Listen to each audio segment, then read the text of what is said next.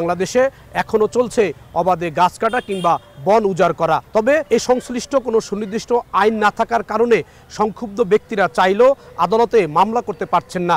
ইদানিং যে আমাদের দেশে তাপমাত্রা বৃদ্ধি পাচ্ছে, এটাও একমাত্র কারণ হচ্ছে গ্রিন হাউস এফেক্ট। চতুর্দিকে কিন্তু একটা উত্তাপ, বাইরে কেউ থাকাই যায় না রোদের জন্য। কত সুন্দর নীরব একটা নিস্তব্ধ ঠান্ডা একটা পরিবেশ। একটা গাছ কাটলে তার একটা ক্রিমিনাল অফেন্স, সে একটা শাস্তি পাবে, এইরকম কিন্তু এখনো করা হয় নাই। একটা জবাবদিহিতার মধ্যে নিজেকে আনতে হবে। আজকে যে অবস্থা আমরা এসেছি, সেই অবস্থা থেকে সরকারকে একটা স্পষ্ট বার্তা নিতে হবে। সেই বার্তা নিয়ে সরকারকে জনগণের ভোগান্তি কমাতে ব্যবস্থা নিতে হবে। আমরা দেখছিলাম পরিবেশের জন্য গাছ কতটা দরকারি সেটা তো আসলে নতুন করে বলবার কিছু নেই, এবং গাছ মানুষের পরম বন্ধু বলা হয় গাছকে। এবং এত কিছুর পরেও গাছ কাটার কোনো বিচার হয় না, এবং গত 23 বছরে ঢাকার পরিবেশ আদালতে এর বিরুদ্ধে কোনো মামলাও হয়নি। আমরা কয়েকদিন যাবতই দেখছি যে তীব্র তাপপ্রবাহ চলছে, কিন্তু এই তাপপ্রবাহের মধ্যেও কিন্তু গাছ কাটা বন্ধ রাখা যায়নি। মূলত নির্দিষ্ট আইন না থাকায় পার পেয়ে যাচ্ছেন যারা গাছ কাটছেন বা অপরাধী যারা, তারা। এ নিয়ে সান্ধ্যবাজারে আমাদের দর্শকদের বিস্তারিত জানাবো। পুরো আয়োজন জুড়ে সাথে আছি আমি জেনিসিয়া বর্ণা এবং আমি নাইম আবির। 8.5 লক্ষ লাইন বিচ্যুতি করেছে। বাণিজ্যিক 475টি প্রতিষ্ঠানকে বিচ্ছিন্ন করা হয়েছে। ফাইন করেছি প্রায় 604 কোটি টাকা। আমাদের বিষয়টা হলো যেটা অবৈধ অবৈধ, কেউ অবৈধ লাইন ব্যবহার করতে পারবে না। একটা বিরাট গ্যাস আমরা সাশ্রয় করছি। আমার কাছে মনে হয় এই বছরের শেষ নাগাদের মধ্যে এটা জিরোতে চলে আসবে। আবেদ, একসময় তিতাসের সিস্টেম লস অনেক বেশি ছিল, যেটি ছিল 22%, এবং এই 22% থেকে বর্তমানে নেমে এসেছে 7.5%, এবং তা শূন্যের কোটায় নামিয়ে আনার কাজ কিন্তু চলছে। এবং বন্যা এখনো পর্যন্ত 999 কিলোমিটার অবৈধ গ্যাস সংযোগ বিচ্ছিন্ন করা হয়েছে। সান্ধ্যবাজারে এ নিয়ে থাকছে বিস্তারিত, তবে শুরুতেই বৃক্ষ নিধন প্রসঙ্গ। গাছ কাটার অপরাধে আদালতে তেমন কোনো মামলা নেই। হাইকোর্টে কয়েকটি রিট মামলা রয়েছে। গাছ কাটার বিষয়ে ঢাকার পরিবেশ আদালতে গত 23 বছরে একটি মামলা হয়নি। এখন পর্যন্ত উচ্চ আদালতে বন উজাড় করা কিংবা অবাধে গাছ কাটার দায়ে কারো দৃশ্যমান সাজার নজির নেই। পরিবেশবিদ ও আইনজীবীরা বলছেন, সরকারের রাজনৈতিক সদিচ্ছার অভাব, পাশাপাশি নির্দিষ্ট আইন না থাকায় সুযোগ পাচ্ছে অপরাধীরা। আরও জানাচ্ছেন জাহিদ হাসান, ছবি তুলেছেন মিরাজুল ইসলাম। হাইকোর্ট প্রাঙ্গণে প্রতিদিনই মামলা সংক্রান্ত কাজে থাকে মানুষের আনাগোনা। তবে আদালত প্রাঙ্গণে বিশ্রাম নেওয়ার কোনো ব্যবস্থা না থাকায় বাইরে গাছের ছায়ায় ঠাঁই নিতে বাধ্য হন বিচার প্রার্থীরা। গাছের নিচেই অনেকে সেরে ফেলেন দরকারি আলাপও। এরকমই কয়েকজন বন্ধু এসেছেন জামালপুর থেকে। চাকরি সংক্রান্ত একটি মামলায় জিতেছেন তারা। রায়ের পর তীব্র গরম থেকে রেহাই পেতে গাছের নিচে বসেছেন আড্ডায়। এ ব্যাপারে জানতে চাইলে তারা বলেন, গাছ হচ্ছে মানুষের সবচেয়ে বড় বন্ধু, কিন্তু গাছ কাটার কোনো বিচার হয় না। কত সুন্দর নীরব একটা নিস্তব্ধ ঠান্ডা একটা পরিবেশ। চতুর্দিকে কিন্তু একটা উত্তাপ, বাইরে কেউ থাকাই যায় না রোদের জন্য। কিন্তু এখানে আমরা নীরবে বসে শান্তিতে গল্প করতে পারছি। এরকম আরও অনেকেই গাছের ছায়ায় বসেছেন গরমে ওষ্ঠাগত প্রাণকে শীতল ছায়ায় জুড়িয়ে নিতে। উন্মুক্ত স্থানে সূর্যের হলকা থেকে বাঁচতে গাছের চেয়ে উপকারী বন্ধু আর নেই, অথচ এই গাছেই অবাধে কাটা হয় বাজবিচার ছাড়া। ইদানিং যে আমাদের দেশে তাপমাত্রা বৃদ্ধি পাচ্ছে, এটাও একমাত্র কারণ হচ্ছে গ্রিন হাউস এফেক্ট, যেখানে গাছপালা দিন দিন কেটে ফেলা হচ্ছে। আমাদের একটা গাছ কাটলে একাধিক গাছ লাগানো প্রয়োজন। রাজধানীর সোহরাওয়ার্দী উদ্যানে 2019 সালে একটি প্রকল্পের জন্য গাছ কাটা শুরু হলে বিভিন্ন মহলের প্রতিবাদের মুখে সরে আসে প্রকল্প বাস্তবায়নকারীরা। তবে সে সময় হাইকোর্টে রিট করলে শুধু গাছ কাটার উপর নিষেধাজ্ঞা দেয়া হয়, কাউকেই শাস্তির আওতায় আনা হয়নি। এরকম পাহাড় বনাঞ্চলে গাছ কাটার বিষয়ে হাইকোর্টে কয়েকটি রিট মামলা আছে। 2023 সালে মন্ত্রী পরিষদ নীতিগত সিদ্ধান্ত নেয় 2030 সাল পর্যন্ত কেউ অনুমতি ছাড়া কোনো গাছ কাটতে পারবেন না। তবে এই সিদ্ধান্ত মানছে না কেউ। দেশে এখন পর্যন্ত গাছ কাটা বন্ধ, গাছ সংরক্ষণ করার বিষয়ে কোনো সুনির্দিষ্ট আইন বা নীতিমালাও নেই। 2012 সালে একটি আইন করার তৎপরতা শুরু হলে 2016 সালে সংসদে তা থেমে যায়। Human rights and peace for Bangladesh ও পরিবেশ আইনজীবীদের সংগঠন বেলার কয়েকটি রিট মামলা ছাড়া গাছ কাটা নিয়ে হাইকোর্টে কোনো মামলাও নেই। আইনজীবীরা বলছেন, সরকারের সদিচ্ছার অভাব ও রাজনৈতিক সিদ্ধান্ত না থাকায় এ বিষয়ে কোনো আইন হচ্ছে না, আবার মামলা করা হলেও শাস্তিও হচ্ছে না। আদালতে এই পরিবেশ সংক্রান্ত বিষয়ে গাছ কাটার উপরে হয়তো একটা নিষেধাজ্ঞা দিল, কিন্তু এই যে একটা গাছ কাটা এবং সেই কাটার জন্য যে তার শাস্তি, এই ধরনের ক্লিয়ার কাট একটা আইন যে একটা গাছ কাটলে তার একটা ক্রিমিনাল অফেন্স, সে একটা শাস্তি পাবে, এইরকম কিন্তু এখনো করা হয় নাই। আদালত একটা হাতিয়ার হতে পারে, আইনি প্রক্রিয়া একটা মাধ্যম হতে পারে, কিন্তু সরকারকে তো একটা জবাবদিহিতার মধ্যে নিজেকে আনতে হবে। আজকে যে অবস্থা আমরা এসেছি, সেই অবস্থা থেকে সরকারকে একটা স্পষ্ট বার্তা নিতে হবে, সেই বার্তা নিয়ে সরকারকে জনগণের ভোগান্তি কমাতে ব্যবস্থা নিতে হবে। অবাক করার মতো বিষয় হলো, ঢাকার পরিবেশ আদালতে 23 বছরে গাছ কাটা নিয়ে কোনো মামলাই হয়নি, সবই পলিথিন আর ইটভাটার মামলা। 25% বন থাকার কথা থাকলেও দেশে বনাঞ্চল আছে মাত্র 8%, আর রাজধানী ঢাকার মানুষের বসবাস অনুযায়ী গাছপালার আরও খারাপ অবস্থা। গাছ কাটা বন্ধে একটি কমিশন গঠন করার উপর জোর দিয়েছেন উদ্ভিদ গবেষক অধ্যাপক মিহিরলাল সাহা। তিনি মনে করেন, সমন্বিত পদক্ষেপ ছাড়া পরিবেশ রক্ষা করা সম্ভব নয়। বাংলাদেশে নির্বিচারে একটা পর্যায়ে গাছ কাটা হয়েছে। রাস্তার পাশেই কিছু দূর পর পর বট গাছ দেখেছি। এই বটের যে ক্যানোপি, এখন সেটা দেখা যাচ্ছে না। এই যে ক্যানোপিতে বিশাল আকার যে একটা ক্যানোপি, একটা ছায়া দিত, ক্লান্ত প্রতীক ওখানে বসতে পারত। খুবই যদি ঝুঁকিপূর্ণ না হয় তাহলে গাছ কাটা কখনোই উচিত না। মানুষকে যেভাবে বিচারের আওতা আনা হয় কোনো অপরাধমূলক কাজ করলে পরে, গাছ কাটাও একটা অপরাধ, সেই অপরাধের বিচার হওয়া উচিত। বাংলাদেশে এখনও চলছে অবাধে গাছ কাটা কিংবা বন উজাড় করা। তবে এ সংশ্লিষ্ট কোনো সুনির্দিষ্ট আইন না থাকার কারণে সংক্ষুব্ধ ব্যক্তিরা চাইলেও আদালতে মামলা করতে পারছেন না। আর দু একটি মামলা হলেও আদালত দোষী ব্যক্তিদের শাস্তির আওতায় আনতে পারছে না, যে কারণে গাছ কাটার অপরাধের সাথে জড়িতদের এখন পর্যন্ত বাংলাদেশে দৃষ্টান্তমূলক কোনো শাস্তিও হচ্ছে না। তবে সরকার সুনির্দিষ্ট নীতিমালা করলে এ বিষয়ে দায়ীদের আইনের আওতায় আনা অনেক সহজ হতে বলেই মনে করেন আইনজীবীরা। জাহিদ হাসান, এখন, ঢাকা। সংবাদের শুরুতে যেটি বলছিলাম, তিতাসের সিস্টেম লস 22% থেকে নেমে এসেছে 7.5%। মূলত এই সফলতা এসেছে 8.5 লাখ অবৈধ সংযোগ বিচ্ছিন্নের মাধ্যমে। বৃহস্পতিবার তিতাস কার্যালয়ের সংবাদ সম্মেলনে বিদ্যুৎ জ্বালানি ও খনিজ সম্পদ প্রতিমন্ত্রী জানান, প্রতিষ্ঠানটির কার্যক্রম ও সেবার মান বাড়াতে ঢাকা ও নারায়ণগঞ্জে বিভিন্ন প্রকল্প নেওয়া হয়েছে, যার ব্যয় ধরা হয়েছে 12,000 কোটি টাকা। বিস্তারিত মাজহার মাহবুবের প্রতিবেদনে। দেশের প্রাকৃতিক গ্যাসের মোট চাহিদার প্রায় অর্ধেকই সরবরাহ করে তিতাস গ্যাস লিমিটেড। তবে গ্রাহক সেবার মান ধরে রাখতে না পারা সহ নানা বিষয় নিয়ে বরাবরের মতোই বিতর্কের বাইরে যেতে পারেনি তারা। যদিও প্রতিষ্ঠানটির বক্তব্য, অবৈধ লাইনে গ্যাস চুরি কাল হয়েছে তাদের জন্য। এজন্য বছরব্যাপী সংযোগ বিচ্ছিন্নকেই বড় অর্জন মনে করছে তিতাস। তিতাসের সবচেয়ে বড় বিতর্ক ছিল 20%-এরও বেশি সিস্টেম লস। যদিও বৃহস্পতিবার প্রতিষ্ঠানটির কার্যালয়ে বিদ্যুৎ জ্বালানি ও খনিজ সম্পদ প্রতিমন্ত্রী সাংবাদিকদের জানান, তিতাস গ্যাসের সিস্টেম লস 22 থেকে কমে 7.5% নামিয়ে আনা হয়েছে, অর্থাৎ প্রায় 15% সিস্টেম লস কমেছে, যা শূন্যের কোটায় আনার জন্য কাজ চলছে। সাশ্রয় করেছি যে 22% থেকে 6% মাইনাস করলে পাওয়া যাবে একটা বিরাট গ্যাস আমরা সাশ্রয় করছি। এইটাকে আমরা জিরোতে নিয়ে আসবো, এইটা আমাদের টার্গেট। আমার কাছে মনে হয় এই বছরের শেষ নাগাদের মধ্যে এটা জিরোতে চলে আসবে। 8.5 লক্ষ লাইন বিচ্যুতি করেছে। অনেক বাধা আসছে, অনেক বাধা, খালি রাজনৈতিক ব্যক্তি না, এলাকা ভিত্তিক বিভিন্ন ধরনের বাধা আসছে। এ পর্যন্ত শিল্পে 336টি অবৈধ লাইন, বাণিজ্যিক 445টি, ক্যাপটিভ 97টি, 13টি সিএনজি স্টেশনের অবৈধ সংযোগ সহ মোট 989 কিলোমিটার অবৈধ গ্যাস সংযোগ বিচ্ছিন্ন করা হয়েছে। এতে করে মোট 604 কোটি টাকা জরিমানা করা হয়েছে বলেও জানান প্রতিমন্ত্রী। 336টি শিল্প অবৈধ লাইনের জন্য বিচ্ছিন্ন করা হয়েছে।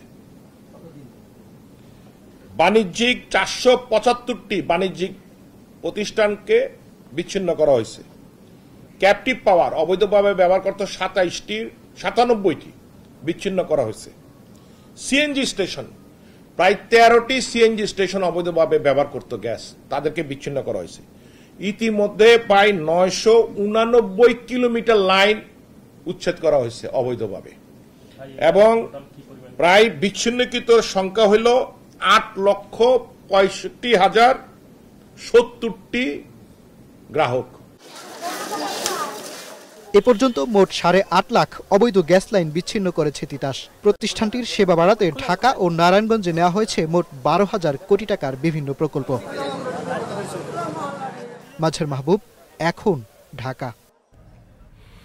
তীব্র তাপপ্রবাহের কারণে কৃষিতে পড়ছে বিরূপ প্রভাব। প্রখর রোদে শুকিয়ে যাচ্ছে ফসল, সেচ দিয়েও শেষ রক্ষা হচ্ছে না।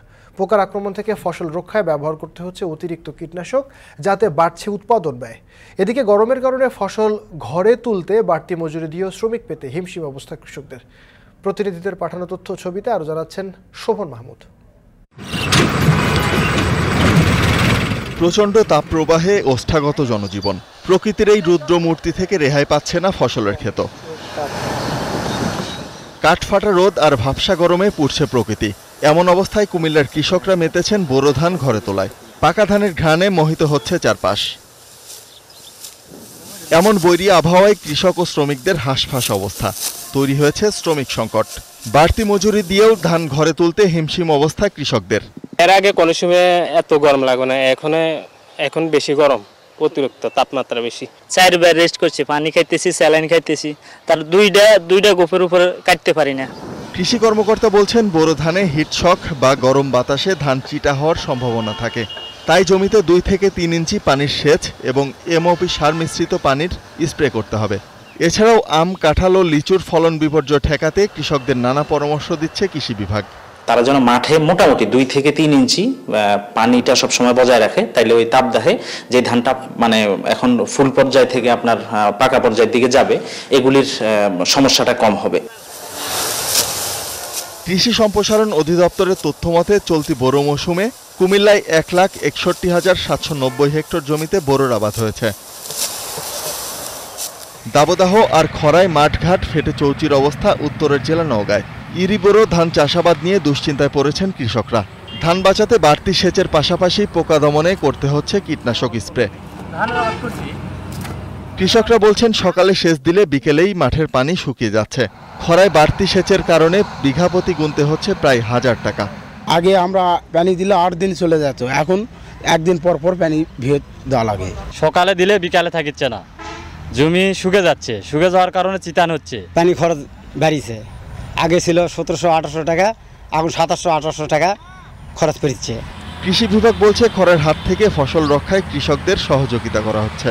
জমিতে এখন যেহেতু পানির পরিমাণ পর্যাপ্ত দরকার, এটা রাখার জন্য বলতেছি। আর একটা বিষয় হলো যে কৃষকদের আমরা বারবার বলতেছি যে একটানা 3 ঘন্টার বেশি কাজ না করার জন্য তারা 2 ঘন্টা রোদে থাকার পরে, কাজ করার পরে 15 মিনিট বা 10 মিনিট ছায়ার মধ্যে থেকে তারা পানি পান করবে এবং রেস্ট নিয়ে আবার কাজ করবে।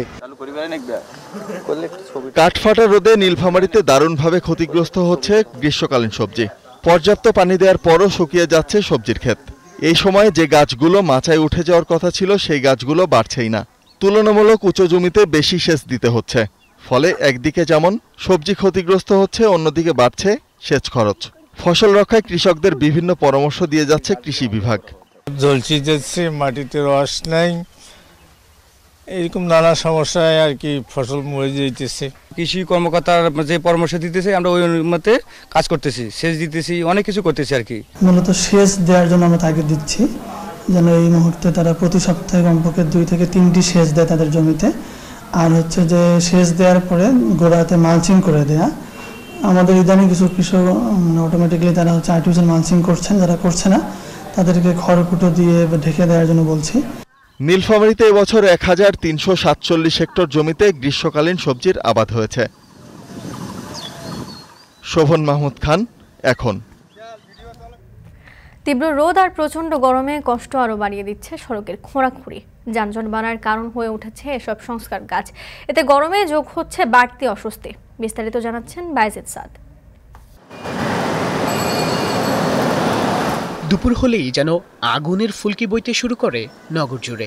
জরুরি প্রয়োজন ছাড়া তাই অনেকেই বের হচ্ছেন না ঘর থেকে। গরমে হাত পা মারিয়ে ভাঙ্গি আনে, দুর্বল লাগে। রাস্তাঘাট হলো জামজট, উলান জানা ক্যাপ মাইরা, একটা ক্যাপ মারলে আধা ঘন্টা রেস্ট নেওয়া লাগে। সারাদিনে যেখানে 1 লিটার পানি খেতে ওইখানে এখন 6 লিটার পানি খাওয়া, 6 লিটার। আর রোদে তো তাকানোই যায় না। গরমের কারণে মানে আখের রসটা বেশি চলছে, মানে বেশি খাইছে, বেশি বিক্রি হইতেছে। তবুও কাজের দরকারে যারা রাস্তায় বের হন তাদের গরমের অস্বস্তি আরও বাড়িয়ে দেয় সড়কের খোঁড়াখুঁড়ি। উন্নয়ন কাজের অংশ হিসেবে কোথাও ড্রেনেজ ব্যবস্থা ঠিক করতে রাস্তা খুঁড়ছে সিটি কর্পোরেশন, আবার কোথাও সুয়ারেজ লাইন ঠিক করতে ঢাকা ওয়াসা কাটছে সড়ক, কোথাও আবার বিদ্যুতের লাইন ও ইন্টারনেট কেবল মাটির নিচে নিতে রাস্তা খুঁড়ছে সংশ্লিষ্ট প্রতিষ্ঠানগুলো। সিটি কর্পোরেশন, ঢাকা ওয়াসা সহ বিভিন্ন প্রতিষ্ঠানের উন্নয়ন কাজের জন্য বছরের বেশিরভাগ সময় সড়কে চলে খোঁড়াখুড়ি, আর ভাঙাচোরা এসব সড়কের ধুলোবালিতে দুর্ভোগ বাড়ছে নগরবাসীর। এটার মূলত হচ্ছে আপনার ওয়াসার কাজ চলছে, আমাদের পুরো লাইনই কাজ চলবে। এখন দেখা যায় যে এখানে হচ্ছে আপনার যত মিটার আছে সে কাজগুলো ক্লিয়ার হয়েছে, এখন পাশে যে লাইনে কাজ চলবে ওখানে আবার আমরা খনন করবো। আস্তে কাটাকাটি করতে হবে, বুঝছেন, ধুলাবালু আসলে সমস্যা হয়। এটা করতে যায় 2 থেকে কাটা একসাথে কাটাতে গাড়ি আসা যাওয়া, জনগণের সমস্ত কষ্ট হচ্ছে আমাদের আসা যাওয়া। সেবা সংস্থাগুলোর সমন্বয়হীনতায় এই কাটাকাটি বা খোঁড়াখুড়িতে নগর জুড়ে বাড়ছে যানজট।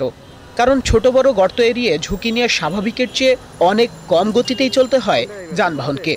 গরমে তাই অস্বস্তি বাড়ছে নাগরিকদের যাত্রাপথে। সরকারি বিভিন্ন দপ্তরে যে সমন্বয়হীনতার অভাব, এটা কিন্তু এখানে স্পষ্ট বোঝা যাচ্ছে। কাটাকাটি চলছে, তার সাথে যদি ঢাকা ওয়াসা থেকে একটু পানি ছিটিয়ে দেওয়ার ব্যবস্থা থাকতো তাহলে কিছুটা জনজীবনে স্বস্তি পাওয়া যেত। এই রিকশা চালকের মতো দুর্ভোগের কবলে প্রতিদিনই আক্রান্ত হচ্ছেন নগরীর বহু মানুষ। এমনকি পথে চলতে গিয়ে আহত হচ্ছেন সাধারণ পথচারীও। এই যে যদি গাড়িগুলো যদি না থাকতো আমার গাড়িটা পড়তো না, বুঝছেন, এই গাড়ি লেগে আমার গাড়িটা পড়ে আসছে নিচে। পারাপার হওয়ার সময় হচ্ছে খুবই ঝামেলা হয়ে যায়, অনেক সময় দেখা যায় যে রিকশা পায়ের উপর দিয়ে চলে আসে। তীব্র গরমে এমন নানা ভোগান্তিতে যখন বিপর্যস্ত জনজীবন, তখনও একদিকে যেমন খোঁড়াখুড়ির থেকে স্বস্তি দেওয়ার দৃশ্যমান উদ্যোগ নেই, অন্যদিকে গরম কমার সুখবর নেই আবহাওয়া অফিসের কাছে। বিদ্যমান যে তাপপ্রবাহ আছে এটা সামনের দিকে অব্যাহত থাকবে। বিক্ষিপ্তভাবে বৃষ্টির দ্বারা টেম্পারেচারের খুব বেশি ভেরিয়েশন হবে না। এই টেম্পারেচারের ভেরিয়েশনের জন্য সবচেয়ে বড় যেটা প্রয়োজন হবে সেটা হচ্ছে যে বিস্তীর্ণ এলাকায় যখন মাঝারি থেকে বেশি বৃষ্টিপাত হবে তখন হচ্ছে যে হয়তো বা টেম্পারেচারটা একটু কমতে পারে। বায়ু দূষণ রোধে এবং তীব্র তাপপ্রবাহ কমাতে নগরের বিভিন্ন সড়কে 2টি স্প্রে ক্যানন এবং 10টি ব্রাউজারের মাধ্যমে প্রতিদিনই পানি ছিটাচ্ছে ঢাকা উত্তর সিটি কর্পোরেশন। বাইজিদ সাদ, এখন, ঢাকা। মিয়ানমারে চলমান টালমাটাল পরিস্থিতিতে আসিয়ান নেতাদের ভূমিকা নেবার আহ্বান জানিয়েছেন প্রধানমন্ত্রী শেখ হাসিনা। বলেছেন, রোহিঙ্গা সংকটের জন্ম মিয়ানমারের মাটিতে, সেহেতু মিয়ানমারকেই এর সমাধান দিতে হবে।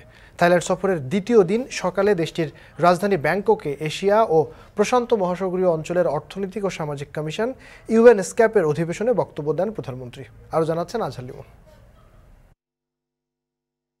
টেকসই উন্নয়ন নিশ্চিত করতে জাতিসংঘের 5টি আঞ্চলিক কমিশনের একটি এশিয়া ও প্রশান্ত মহাসাগরীয় অঞ্চলের অর্থনৈতিক ও সামাজিক কমিশন ইউএনএসক্যাপ। দীর্ঘ 5 দশক ধরে এই কমিশনের সদস্য বাংলাদেশ। থাইল্যান্ড সফরের দ্বিতীয় দিন সকালে ব্যাংককে চলমান এই কমিশনের 80তম অধিবেশনে যোগ দেন প্রধানমন্ত্রী। এই অঞ্চলের উন্নয়ন ও অগ্রগতি এগিয়ে নিতে তুলে ধরেন সুপারিশ। বাংলাদেশের সরকার প্রধান এখানে আঞ্চলিক অস্থিরতা, খাদ্য নিরাপত্তা এবং অর্থনৈতিক রূপান্তরের কথা তুলে ধরেন। আসিয়ানকে আহ্বান জানান মিয়ানমারের চলমান সংকট নিরসনে ভূমিকা রাখতে। রোহিঙ্গা প্রত্যাবাসন নিয়ে তিনি বলেন, মিয়ানমারকেই এর সমাধান দিতে হবে। This has now become one of the largest humanitarian situation in the world.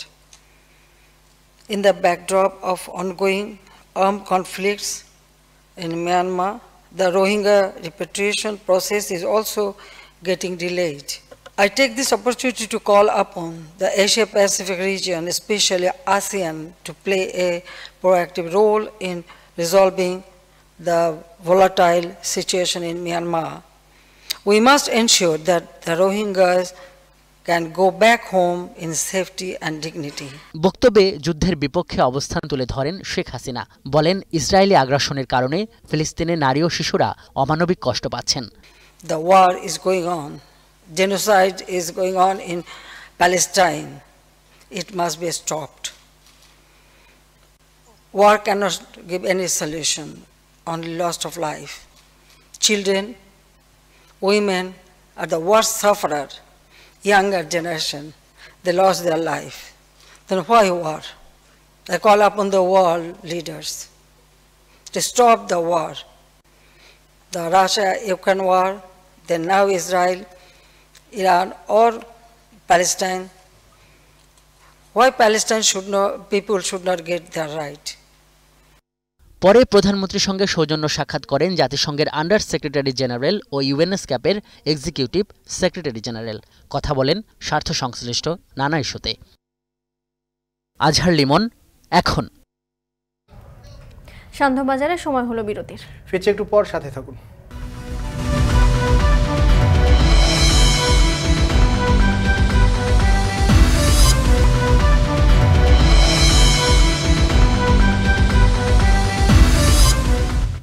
ফিরে এলাম বিরতির পর। দেখছেন সান্ধ্যবাজার। চলতি অর্থ বছরের 9 মাসে এনবিআরের রাজস্ব আহরণে ঘাটতি 21,000 কোটি টাকা।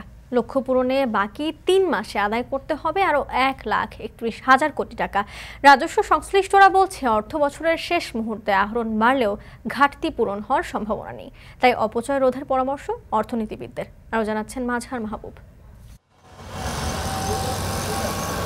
চলতি অর্থবছরে এনবিআরের রাজস্ব আহরণের লক্ষ্যমাত্রা ছিল 4,30,000 কোটি টাকা, যা আগের অর্থবছরের চেয়ে 60,000 কোটি টাকা বেশি। তবে প্রথম 6 মাসে রাজস্ব আহরণে বড় ঘাটতি থাকায় ফেব্রুয়ারিতে এসে লক্ষ্যমাত্রা 20,000 কোটি টাকা কমিয়ে ঠিক করা হয় 4,10,000 কোটি টাকা।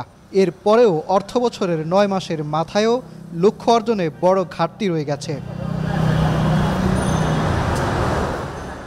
এনবিআরের হিসাব ঘেঁটে দেখা যায় সবশেষ মার্চ মাস পর্যন্ত লক্ষ্যমাত্রা ছিল 2,81,745 কোটি টাকা।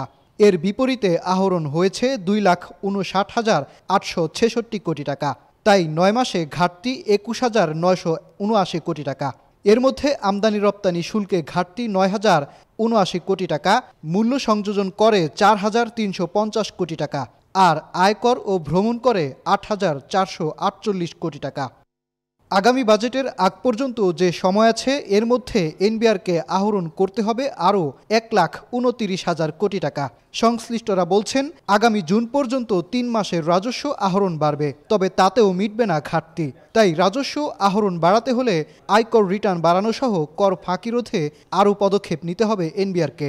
টার্গেট ফুলফিল করার জন্য রেভিনিউ ডিপার্টমেন্টের কর্মকর্তারা তারা সিরিয়াসলি ড্রাইভ দেয় এবং যত রকমের ফাঁক ফোকর আছে সেগুলো ধরার চেষ্টা করে। যে সমস্ত নির্মাণ কাজ, সাপ্লাইয়ের কাজ যেগুলো থাকে সেগুলোতে সাধারণত এই 3 মাসে কিন্তু বেশিরভাগ বিলগুলো ছাড় হবে, হয়তো অনেকাংশে পুষিয়ে আসবে, তারপরও ঘাটতি থাকবে। মানি ফ্লোটা ঠিক রাখা, মানুষের হাতে টাকা যাতে যায়, তো এটা গভর্নমেন্টের এই জায়গাটাই দেখা দরকার। এটা যদি করা যায় তাহলে দেখবেন আপনি ইনকাম ট্যাক্স অনেক বেড়ে যাবে, ভ্যাটও অনেক বেড়ে যাবে, কাস্টম ডিউটি বাড়বে। অর্থনীতিবিদরা বলছেন এনবিআরের আহরণে ঘাটতি থাকলে তার প্রভাব পড়বে রাষ্ট্রের সার্বিক আয় ব্যয়ের হিসাবের উপর। তাই আয় বৃদ্ধির সঙ্গে অপচয় রোধ করতে হবে ব্যয়ের খাতায়ও। আমাদের অভ্যন্তরীণ যে সঞ্চয় আহরণ তার উপরে কিন্তু সমষ্টিক অর্থনীতির অনেক কিছুই নির্ভর করে। আমাদের কত ঋণ নিতে হবে, আমরা বাজেট ঘাটতি কতটুকু আমাদের হবে, এটা সবটাই কিন্তু নির্ভর করে যে আমরা এনবিআর এবং এনবিআর বহির্ভূত বিভিন্ন উৎস থেকে কত আদায় করতে পারছি। এবং প্রথম যে 9 মাসের যে ফিগার আসছে এবং 21,000 কোটি টাকা ঘাটতি আছে, সেটাও কিন্তু আমাদের বিবেচনায় নিতে হবে যে এটা হলো রিভাইজড যে টার্গেট আছে। রাজস্ব আহরণ বাড়াতে সক্ষম ব্যক্তির আয়কর নিশ্চিতে নানা পদক্ষেপের কথা বলে আসছে এনবিআর। আর্থিক লেনদেনে করা হয়েছে রিটার্ন জমায় বাধ্যবাধকতা। এর পরেও মার্চ পর্যন্ত দেশে বর্তমানে 1,01,00,000-এরও বেশি ট্যাক্স আইডেন্টিফিকেশন নাম্বারের বিপরীতে রিটার্ন জমা 41 লাখ। মাজহার মাহবুব, এখন, ঢাকা। আইনি লড়াইয়ের মাধ্যমে টাঙ্গাইল শাড়ি দেশের জিআই পণ্য হিসেবে অন্তর্ভুক্ত করা যাবে বলে আশাবাদ জানিয়েছেন শিল্পমন্ত্রী নুরুল মজিদ মাহমুদ হুমায়ুন। এছাড়াও রপ্তানিতে ভূমিকা রাখতে বিদেশে পাঠানো পণ্যে শিগগিরই জিআই ট্যাগ সংযুক্ত করা হবে। আর প্রায় 500 পণ্য তালিকায় যোগ করবার কাজ চলছে বলে জানিয়েছেন জিআই স্বীকৃতি দেওয়া প্রতিষ্ঠান ডিপিডিটি। রকিবুল রাহাত জানাচ্ছেন বিস্তারিত। সুতার মিহি গঠন, বৈচিত্র্যময় রং এবং তাঁতির হাতের নিখুঁত বুননে তৈরি টাঙ্গাইলের শাড়ির খ্যাতি দেশে বিদেশে। যমুনা ধলেশ্বরীর জলে ধোয়া সুতা, শাড়ির পাড়ের নকশায় বৈচিত্র্য, বুননে দেশীয় ঐতিহ্যের ছাপ ও গুণগত মানের বিচারে এই শাড়ি ভৌগোলিক নির্দেশক পণ্য বা জিআই স্বীকৃতি পাওয়ার অন্যতম দাবিদার ছিল। তবে বিবাদ শুরু এবছরের ফেব্রুয়ারির শুরুতে। টাঙ্গাইলের শাড়িকে নিজেদের বলে স্বীকৃতি দিয়ে জিআই অন্তর্ভুক্ত করে ভারত। এরপর বিতর্কের পালে হাওয়া লাগে। দুই দেশের মানুষের আলোচনা সমালোচনার মধ্যে 8ই ফেব্রুয়ারি টাঙ্গাইল শাড়িকে জিআই পণ্য হিসেবে স্বীকৃতি দিয়ে জার্নালে প্রকাশ করে শিল্প মন্ত্রণালয়ের অধীন পেটেন্টস, ডিজাইন এবং ট্রেডমার্ক বিভাগ বা ডিপিডিটি। টাঙ্গাইলের শাড়ির পরে রংপুরের হাড়িভাঙা, মৌলভীবাজারের আগরাতর এবং মুক্তাগাছার মন্ডাকে ভৌগোলিক নির্দেশক পণ্যের স্বীকৃতি দেওয়ার পরে দেশে জিআই পণ্যের সংখ্যা দাঁড়ালো 31টি। সাধারণত জিআই স্বীকৃতি পেতে ওই অঞ্চলের কোনো সংগঠন বা প্রতিষ্ঠানকে ডিপিডিটি বরাবর আবেদন করতে হয়। পরবর্তীতে পণ্যের গুণগত মান বজায় ও অন্যান্য বিষয়ের দেখভাল করেন জেলা প্রশাসক বা সংশ্লিষ্ট কর্মকর্তারা। বৃহস্পতিবার রাজধানীতে 14টি জিআই পণ্যের সনদ বিতরণের আয়োজন করে ডিপিডিটি। অনুষ্ঠানে যোগ দিয়ে শিল্পমন্ত্রী বলেন, দেশের ঐতিহ্যবাহী পণ্যগুলোর গুণগত মান রক্ষার পাশাপাশি সেগুলো বাজারজাতকরণে সঠিক পথে হাঁটতে হবে।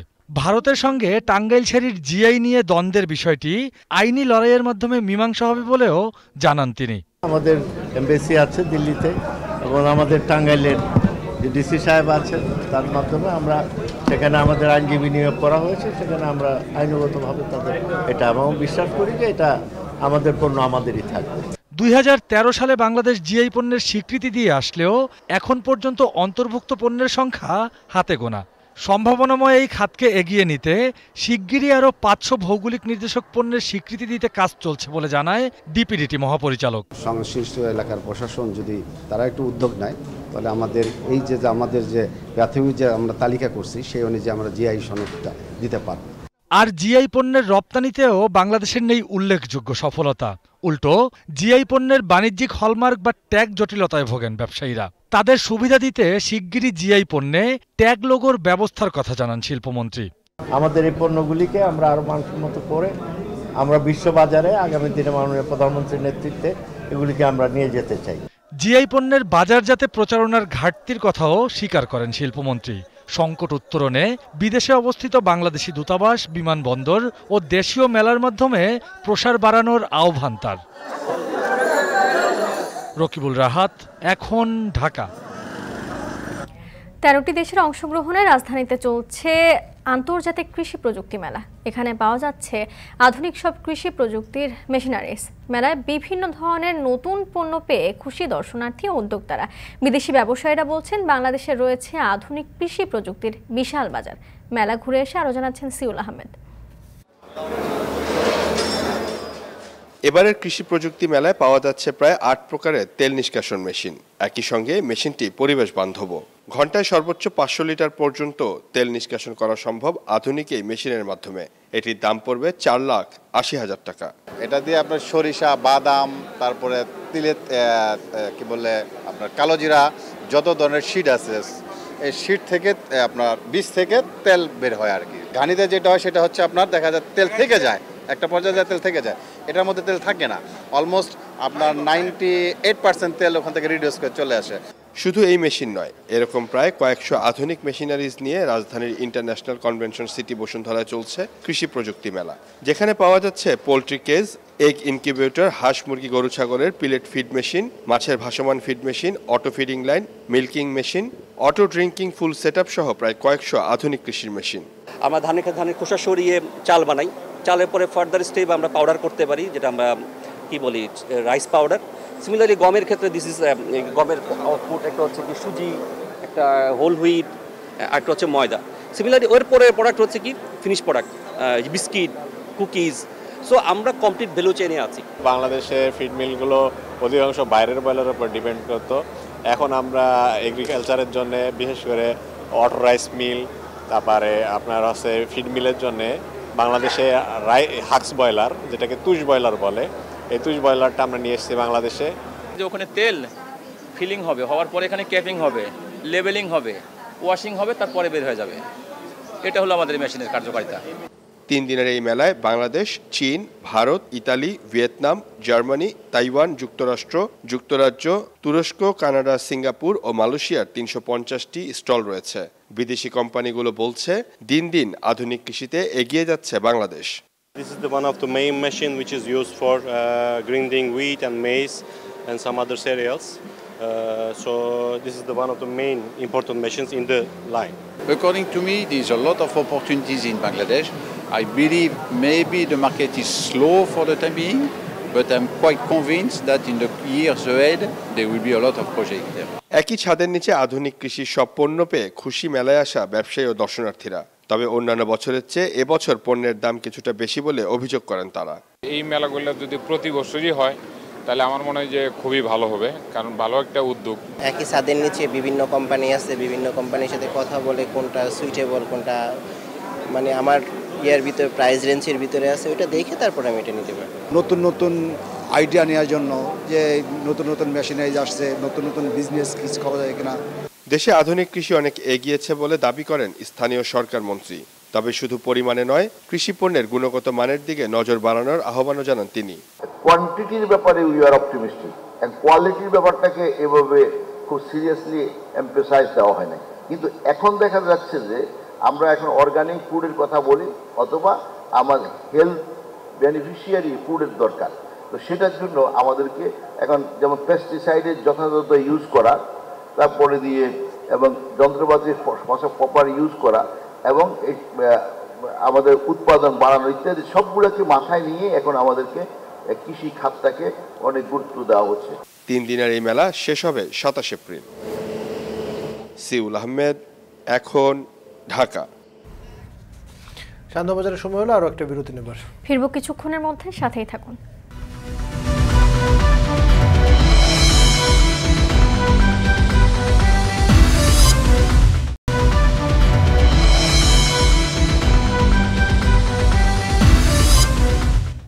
ফিরে এলাম বিরতির পর। দেখছেন শান্তবাজার।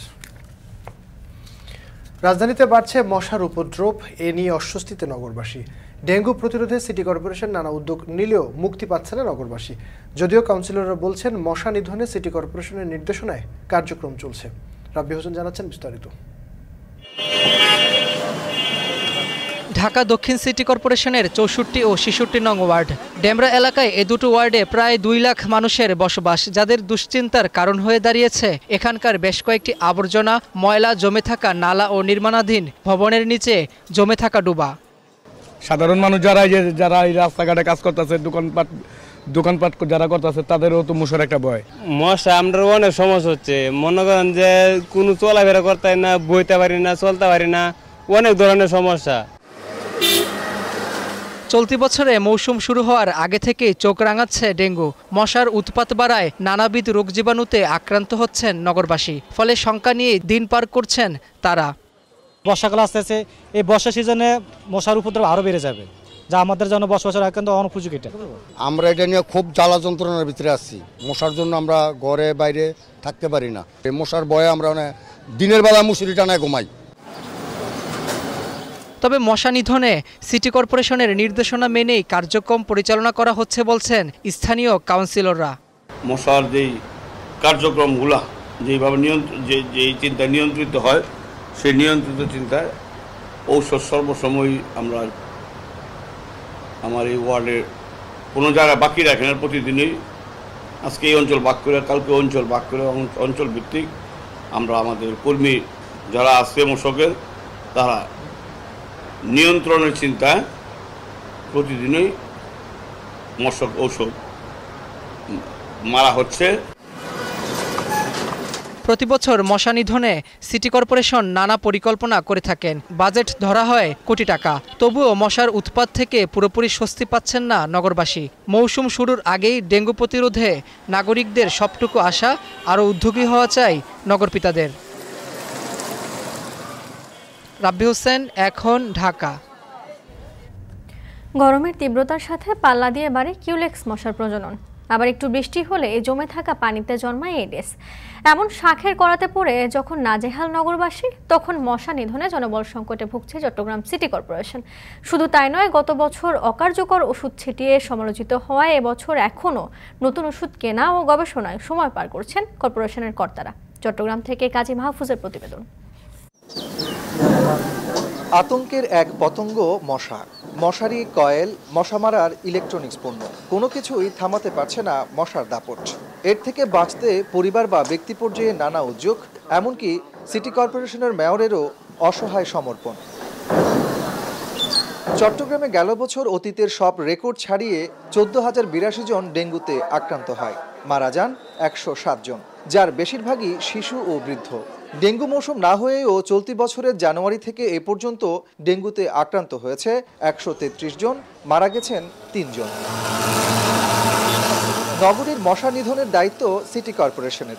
স্বাভাবিকভাবেই প্রশ্ন উঠেছে, এ সময় কি করছে তারা? নগরবাসীর অভিযোগ, হাঁকডাক থাকলেও ঠিকমতো ছিটানো হয় না কীটনাশক, আছে জনবল সংকট। পাশাপাশি ওষুধের কার্যকারিতা নিয়েও রয়েছে নানা প্রশ্ন। ইদানিং মশা এত বেশি পরিমাণ বেড়েছে, যে কোনো কিছুতে মনোসংযোগ করা আমাদের জন্য খুবই কঠিন হয়ে পড়েছে। এটা সিটি কর্পোরেশনের কাজ, সিটি কর্পোরেশনের কোনো উদ্যোগ দেখতেছি না। ম্যালেরিয়া এবং ডেঙ্গুর যেহেতু প্রকোপ বাড়তেছে, আমরা আশা করতেছি এটা যদি সহসা যদি এটার প্রতিরোধমূলক কোনো ব্যবস্থা না নেয় তাহলে এটা আরো ভয়াবহ রূপ হতে পারে। গেল বছর নানা সমালোচনার মুখে ওষুধের কার্যকারিতা পরীক্ষা করে সিটি কর্পোরেশন। মশার উৎপত্তি স্থল ও ধরন শনাক্তে গবেষণাও চালানো হয়। কর্পোরেশনের দাবি, আগের ওষুধে কাজ না হওয়ায় এবার নতুন ওষুধ ছিটানো হচ্ছে। কার্যকারিতা পরীক্ষায় স্থাপন করা হয়েছে গবেষণাগার। তবে এক্ষেত্রে নিজেদের ঘাটতির কথা স্বীকার করছেন কর্পোরেশনের কর্তারা। মাঝখানে আমাদের কিছু ওষুধের স্বল্পতা ছিল, আমরা পরীক্ষা নিরীক্ষা করছিলাম, সেই কারণে সেটার প্রভাবটা পড়েছে হচ্ছে নগরের উপর, মশার উপদ্রবটা কিছুটা বেড়েছে। তা আমি স্বস্তির খবর হচ্ছে আমরা যে ওষুধটা মিশ্রণটা এখন ব্যবহার করছি সেটা আলহামদুলিল্লাহ ভালো কাজ করতেছে, এবং এভাবে চলতে থাকলে হয়তো জুনের আগে আমরা নিয়ন্ত্রণে আনতে পারবো। প্রশ্ন হচ্ছে, মশা বাড়ার ক্ষেত্রে শুধু কি কর্পোরেশন দায়ী? বিশেষ করে এডিসের মূল জন্মস্থান জমে থাকা স্বচ্ছ পানি। কর্পোরেশন বলছে, খোলা জায়গায় তারা ওষুধ ছিটালেও ঘরের ভেতর গাছের টব, ছাদ কিংবা নির্মাণাধীন ভবন নিয়ে নগরবাসী এখনও অসচেতন। মশার যে প্রজনন ক্ষেত্রগুলো, মানে যে ওয়াটার স্ট্যাগনেন্ট হওয়ার কারণে জানেন যে জলাবদ্ধতা প্রজেক্ট ছিল, মাঝখানে অনেক জায়গায় এই যে আপনার গাইডিং ওয়াল করার জন্য পানি থামিয়ে রাখতে হয়েছে, সেটা বদ্ধ পানিতে বেশ কিছু মশা জন্মেছে। তাও আমরা এখন আমাদের এই কালো তেল ইউজ করি, কিংবা আমরা যে লার্ভিসাইড, লার্ভা মারার জন্য যে ওষুধগুলো হচ্ছে সেগুলো দেওয়ার ফলে কিছুটা হলো নিয়ন্ত্রণ এসেছে। চলতি মাসের শুরু থেকে এখন পর্যন্ত চট্টগ্রামে তাপমাত্রা 30 ডিগ্রি সেলসিয়াসের বেশি। ফলে প্রাকৃতিকভাবে এই সময়টা মশা প্রজননের সবচেয়ে উপযুক্ত সময়। এছাড়া নোংরা পানিতে সবচেয়ে বেশি জন্ম নেয় কিউলেক্স মশা। তবে গবেষকদের মতে সিটি কর্পোরেশনের ভূমিকা প্রয়োজনের তুলনায় একেবারেই নামমাত্র। সিটি কর্পোরেশন যে 4টা রাসায়নিক ব্যবহার করে সেগুলোর কার্যকারিতা আমরা কিন্তু ফগিং এবং স্প্রের মাধ্যমে তেমন বেশি পাইনি। এটা যদিও আমাদের একটা ল্যাবরেটরি সেট আপে, ল্যাবরেটরি স্কেল আমাদের নিয়ন্ত্রিত মাধ্যমে আমাদের পরীক্ষাটা করা, কিন্তু আমরা ওই 4টা রাসায়নিকের তেমন কোনো কার্যকারিতা পাইনি। বিশেষজ্ঞরা বলছেন, মশা নিধনে স্থানীয় সরকার, জনপ্রতিনিধি ও নগরবাসীকে সমন্বিত পদক্ষেপ নিতে হবে। খোলা জায়গায় সরকারি সংস্থা ব্যবস্থা নিলে বাসাবাড়িতে ব্যবস্থা নিতে হবে নগরবাসীকে। কাজী মাহফুজ, এখন চট্টগ্রাম। শান্তবাজারে আরও একটা বিরতির সময় হলো, ফিরবো কিছুক্ষণের মধ্যে, সাথেই থাকুন।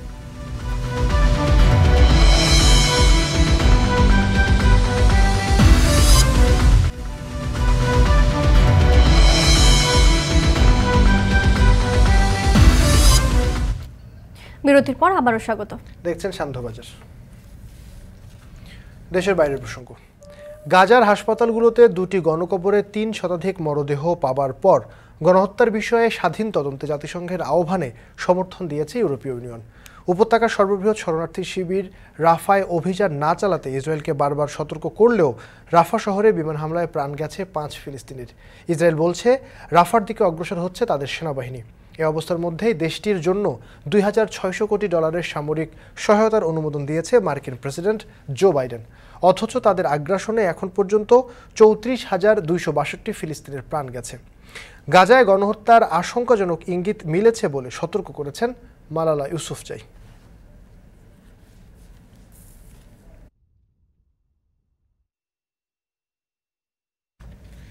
শান্তবাজার শেষ করছি জব্বারের বলি খেলার খবর দিয়ে। চট্টগ্রামের ঐতিহাসিক জব্বারের বলি খেলার 115তম আসরে মুকুট জিতলেন কুমিল্লার শরীফ বলি। টান উত্তেজনার 11 মিনিটের খেলায় তার কাছে হার মানেন রাশেদ বলি। খেলাকে ঘিরে উৎসব নামে লাল দিঘির মাঠে। চট্টগ্রাম থেকে মোহাম্মদ নবাবের ক্যামেরায় আরো জানাচ্ছেন ফয়সাল করিম।